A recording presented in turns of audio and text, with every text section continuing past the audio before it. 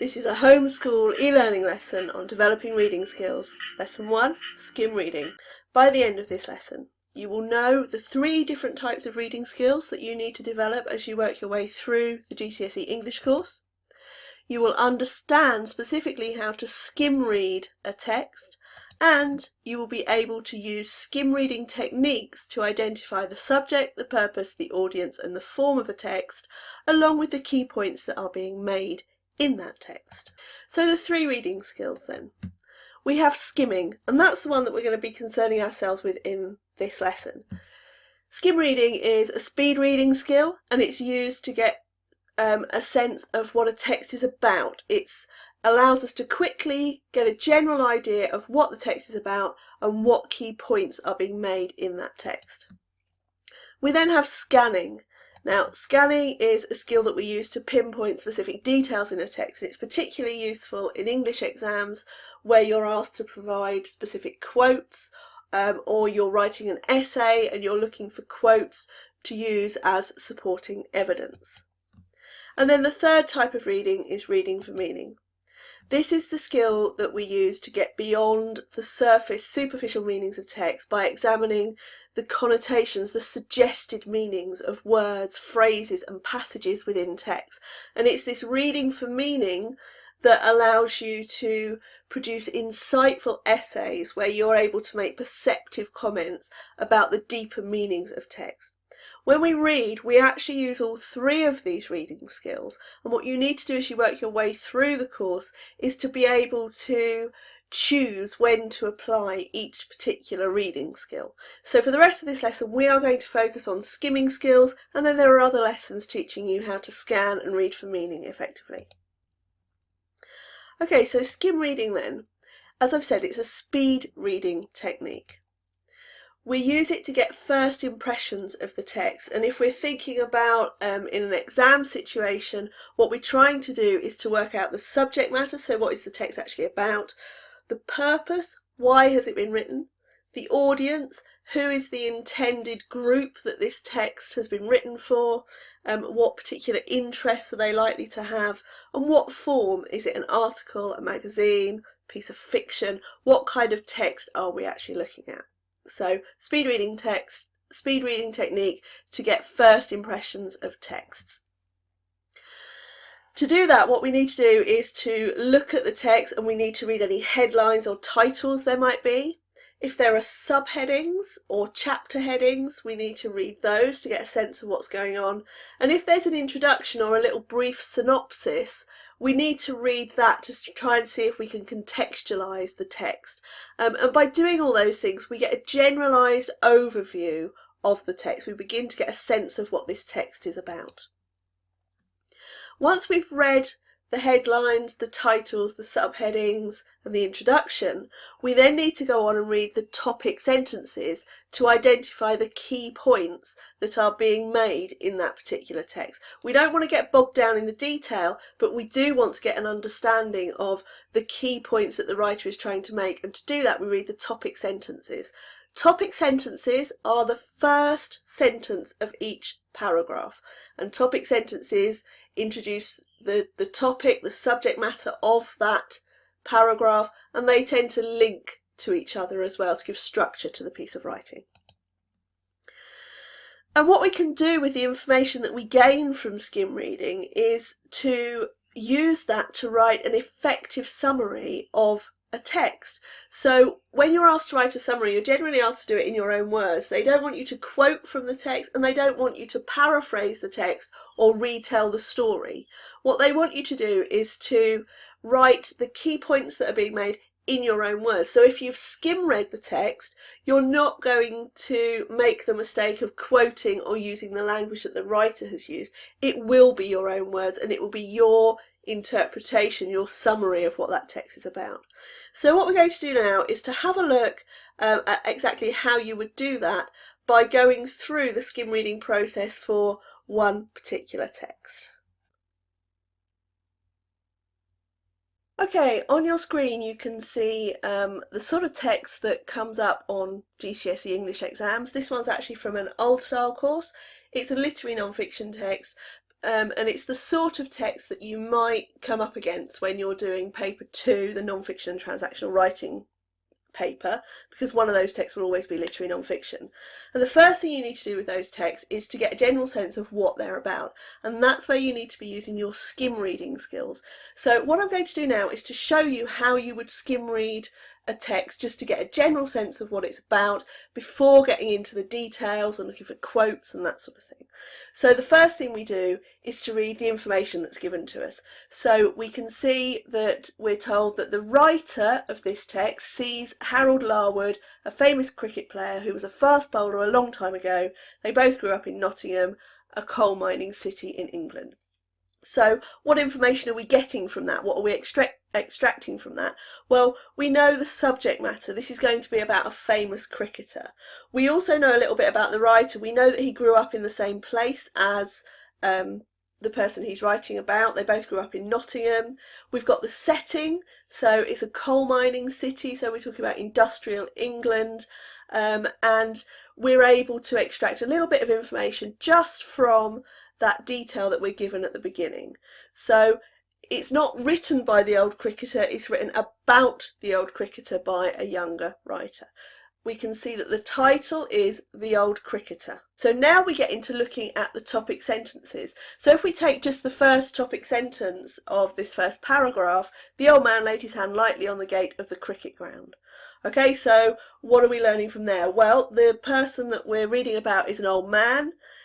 He's got a light touch, he's going to cricket, so we're getting the setting. So we're at a cricket ground and we're observing an old man. We're positioned as an observer in this text. We move down. The next topic sentence tells us that he, so the old man, carried himself with the dignity of a war veteran, his back as straight as he could make it, his chest thrust slightly forward, as if there was a row of ribbon medals fastened across his top pocket. So we know we're dealing with an old man.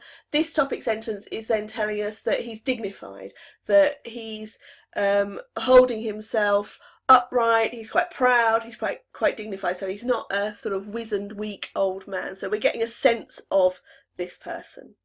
The next topic sentence tells us a straggly crocodile line of young boys carrying sports bags and swinging worn cricket bats walked around the edge of the pitch without glancing at the old man or his admirers.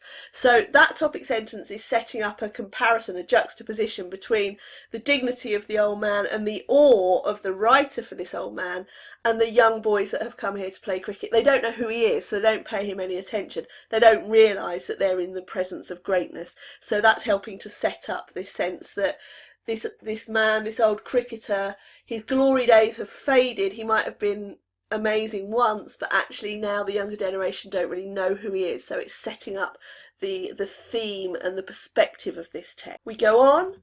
I was sitting a few yards away, too shy to approach the old man at first, and then too slow to decide what to do when he walked past me. So we get a sense there that the writer is in awe of this man, so he understands what a great cricketer he is, and he's too shy to go and approach him and talk to him. We then get, if you grew up in Nottingham, as I did, you knew all about Larwood. So there's a sense there, that topic sentence is locating the writer and setting up a connection between the writer and the person that he's writing about. So Larwood is a local hero. He's someone that Nottingham are proud of because he was such a good cricketer. Then we get Nottingham was a coal mining city. So we're getting a bit of detail there that it's not affluent, it's not sort of posh, it's not rural. It's a manufacturing, an industrial city, a coal mining city. We get the sense that life was quite hard.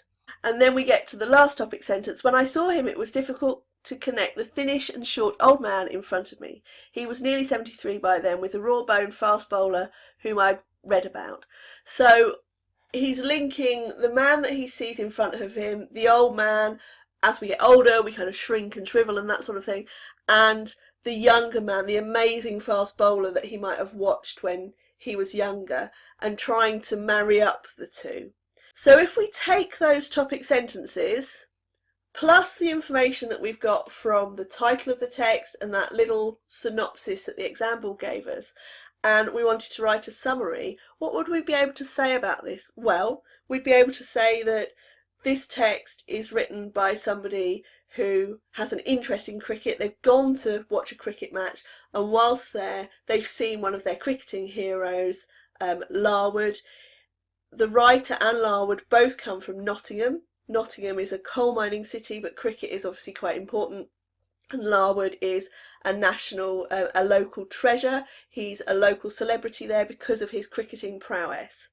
However, the younger generation don't know who he is, which suggests that his celebrity is fading. He's part of an older generation, and their achievements are being lost. There's a link made with war veterans, so possibly he's suggesting that the younger generation don't value the contribution that the older generation have made to society, either through cricket or maybe even through war. So there's quite a lot that we could say about this just from skim reading it. We've got a lot of information and a lot of knowledge. We've identified the key points, we know what the text is about, we know the subject matter, and we would be able to go on and write an effective summary just by using our skim reading skills. And what we've done is to read the introduction, the little introduction explanation, the title, and just the topic sentences. We haven't got bogged down in the detail, we've just gone through the topic sentences, and we've used those to be able to summarise what this text is about. Okay, so now it's your turn. You've seen how to skim read in that little video. You have a copy of the text you can see on your screen, and what you're going to need to do is to use the techniques that you've just watched, that you've just seen in action, to skim read your copy of this text, Climate Change: The Facts. Once you've skimmed the text, you then need to answer the questions that are going to appear on your screen in a moment. The lesson will not restart until you have answered those questions, so you do need to answer the questions to move on to the next part of the lesson. So now the lesson will stop, skim read the text, Climate Change: The Facts, and then answer the questions, and then watch the last part of the lesson. Okay, so a final recap then of skim reading. Skim reading is a speed reading technique. We use it to get a quick general overview of a text and identify the key points that are being made in that text. To skim read effectively, there are a number of things that you should do. First of all, you should read the introduction to a text. So if there is a synopsis or if there's an introductory paragraph before the text starts, read that to find out what the text is about.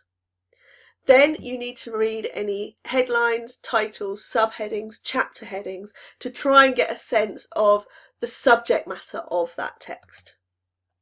Having done that, you need to go through and read just the topic sentences, the first sentence of each paragraph. That will provide you with the key points of that particular text.